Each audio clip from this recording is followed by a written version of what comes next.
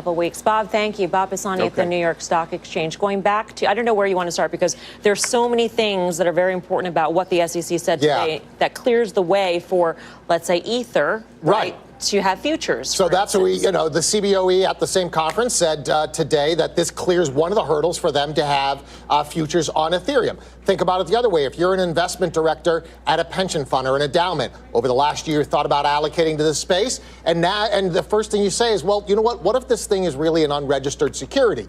Well, I better not invest in it. Now that hurdle's gone. So this is really big news. It's a green light for cryptocurrency. It's a green light for crypto assets as an asset class. There's some clarity. I mean, how many times have I stood up at the smart board this year and said, what's hurting Bitcoin? What's hurting Ether? Regulatory and clarity. We have clarity now. It's very clear when these are securities, when they're commodities. We also have clarity now on utility tokens, right? Versus other sorts of ICOs. But the interesting thing about this, though, is we've talked to Asif Hirji many times of Coinbase about when he would list other coins. And the sticking point had always been whether or not these coins are securities or not securities. Now that we have that clarity, if they do list utility tokens, are those worth the investment even? Well, it depends what, I mean, it depends what the utility token's for, right? To be used within that network. But then they should be securities. No, not necessarily. I mean, it's like saying that if I buy a bottle of wine, right, should that be a security? Because I think that the bottle of wine is going to appreciate in price over the next couple of years? Not really.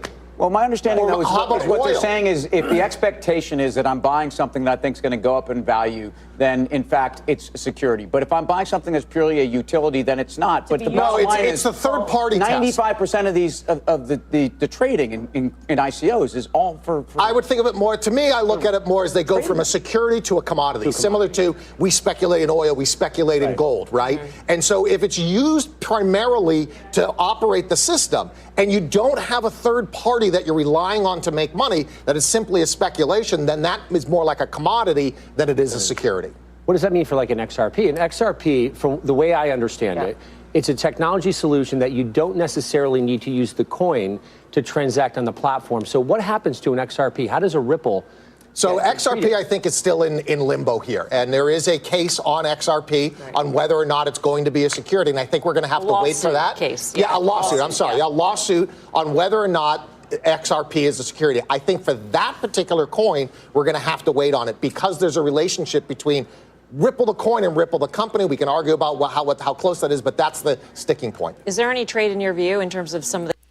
So I've covered this in a previous Bloomberg, and it is interesting that Ether is much more clear with the regulations because the owners don't own such a large amount. In any crypto, the whole idea is decentralization and to prevent just a few people having a large influence and control over the currency, because obviously they can influence the price, whether they dump it or pump it or whatever. So this is kind of good that the government is not clear with Ripple and they're going to put pressure, but I'm not very worried about Ripple because I feel like they're very good at being compliant with governments and they'll figure out a way. I've shared plenty of content with the CEO of Ripple and he seems like a very shrewd and smart guy. So I feel like they will address it, but for now, maybe the price of Ripple will suffer. So that might be an opportunity for you guys. For me, I've mentioned in previous videos, I'm not really increasing my position in Ripple, but I'm not selling it.